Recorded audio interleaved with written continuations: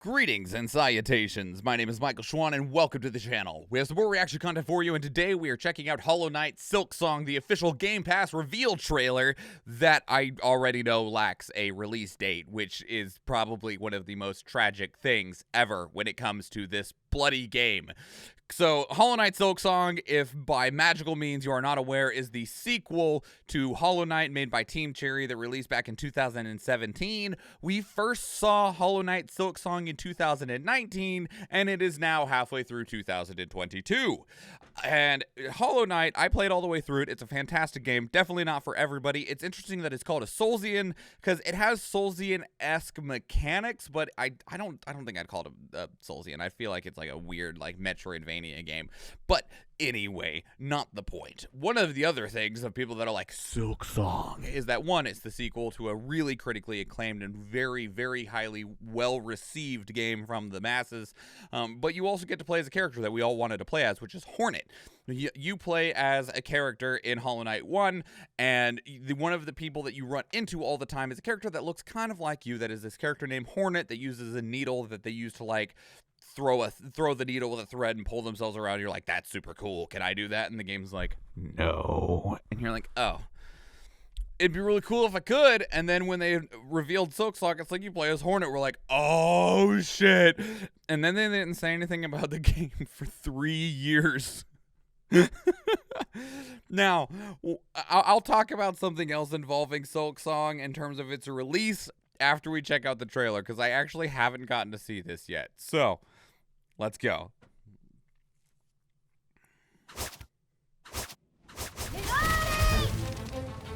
Yeah.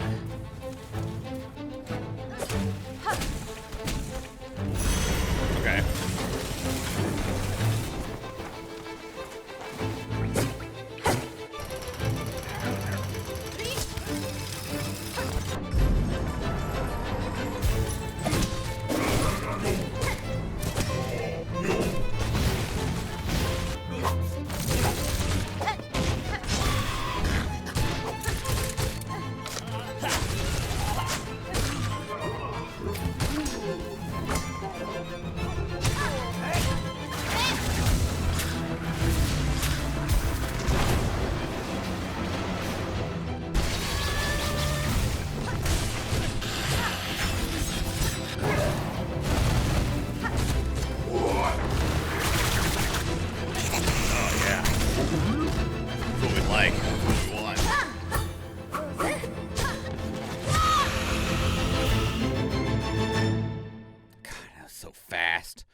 So fast. Okay, so we're gonna take a look at a couple of the gameplay things real quick, because that's what I was looking at really heavily as I was trying to figure out what was different in this one. So I mean, this is just a little indication. This is your health, this is the number of hits you can take, but this little thing right here is actually a spool. Like, this is thread that is wrapped around, and as you use Hornet's abilities, these are consumed, and you get these back by just attacking, same way that you got your mana pool back in the first game, but instead of it being like a shadow magic, it's just the amount of thread that you have spooled up from your enemies. It might have some sort of energy, like, lore description in it, but in essence it's the same thing, just differently skinned. And instead of like the magical abilities that you had in the first game, we're gonna be having thread-based abilities like being able to pull yourself around, pull enemies to you, the cool little like whirlwind thread attack and stuff. But the other thing that's in here is, if we look up here, we have these icons, right? And if we go right here, we can actually see Hornet using these icons. They seem to be temporary pickups that have a limited number of uses. I don't know if you recharge them at benches, which are this game's equivalent of bonfires, or if it is or if you just use them until they're done and then you don't have them anymore. But when we see Hornet throw, she's going to throw one of these things, right? And when she throws it, this actually goes down a little bit. See, it went from being at a 75% to, we'll just say like 66%-ish. So, I'm not sure how these end up regenerating, but we've also seen that while Hornet attacks, she's got one of her little thread things back. Some of the threads are lit up, and some of them aren't. I'm not sure what that is. It might, it's like, see right here, we have these ones that are glowing and one that isn't. It might be a difference of power level in terms of, like, if you use some of the glowing threads, they deal more damage, so. The trails seem to be a big thing about the needle as a movement thing, at least at the beginning. Oh, absolutely. I mean, that's one of the things that Hornet does all the time in the first game, is Hornet is constantly throwing their needle around and using it to move, and it's really cool. It's one of the things where you're like, man, Hornet's such a cool character, why can't I play as them? And that's what makes this game so appealing. So I don't really see much of anything else going through this that was like... Hang on. So just now when Hornet's attacking this boss, I think you can tell when you're about to get another piece of thread by this wind up right here.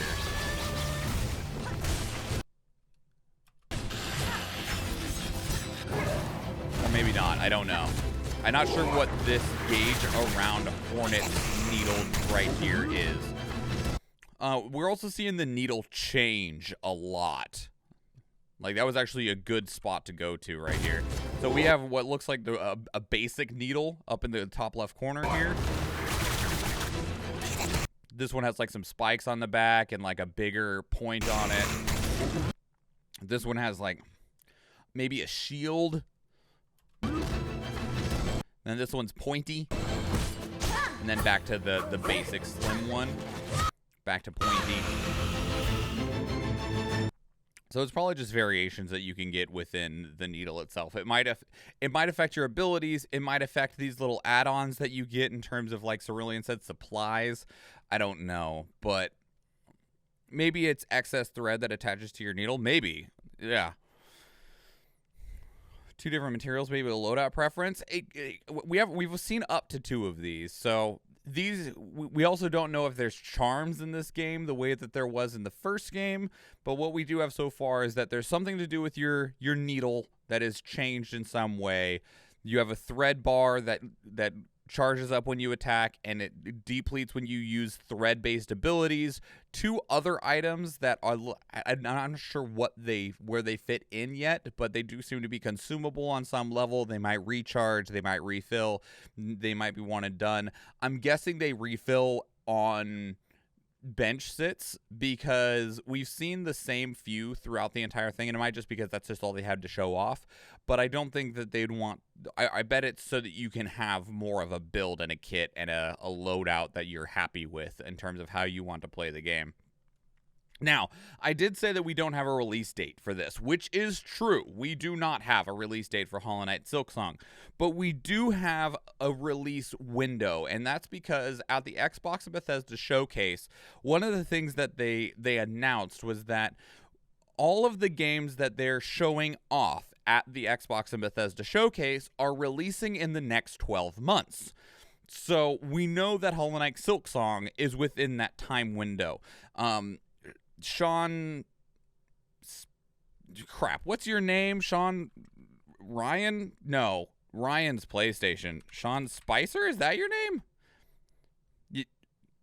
No, definitely...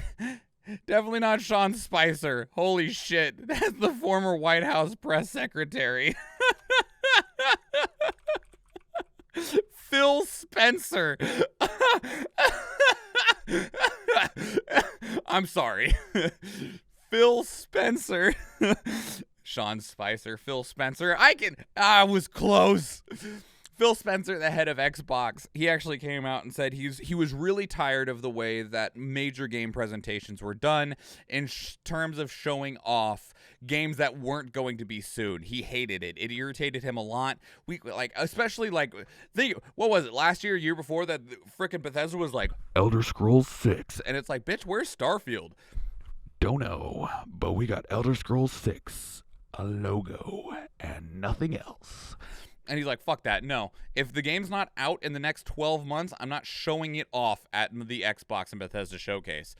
And which, I appreciate. I appreciate it a lot. I really hate when a game is announced and we don't actually get it for 5 years. Really, me, from the date a game is announced, I want that game to be out in the next 18 months maximum. Preferably the next 12, really. Because I I don't care what's coming out in 2 years. I care what's coming out in the next 6 months. I care what's out in the next year so that I can like plan my life and the games that I want to play. Because when a game is like coming out in 2025, I'm like, bitch, it's halfway through 2022. I don't, the world could be gone in 2025, okay? What's coming out in the time that I do know that we should still be here, right? So Hollow Knight Silksong, we do at least have a release window of the next 12 months, and it is a Xbox Game Pass reveal, which means it's going to be a day one game on Game Pass, which means that this is actually a genuinely huge game to have on Game Pass. Because one of the things that people are like, man, what does Game Pass actually get besides, like, everyone's just waiting for Starfield? It's getting Silksong. That's a huge game that isn't a AAA, massive, big budget, blockbuster release, right? This game, if they keep on, like, throwing the Game Pass thing out, people will grab Game Pass just to play Silksong. Because this is one of those games that if people have played the first one, they're waiting on the second one. Almost entirely. Unless they just genuinely did not like the first one. But that group of people is pretty small. Bayonetta 3, hello, are you here? Supposed to be here sometime. Clock's ticking. 2022. If we do end up getting another Nintendo Direct, we'll probably see Bayonetta 3 there with a proper release date.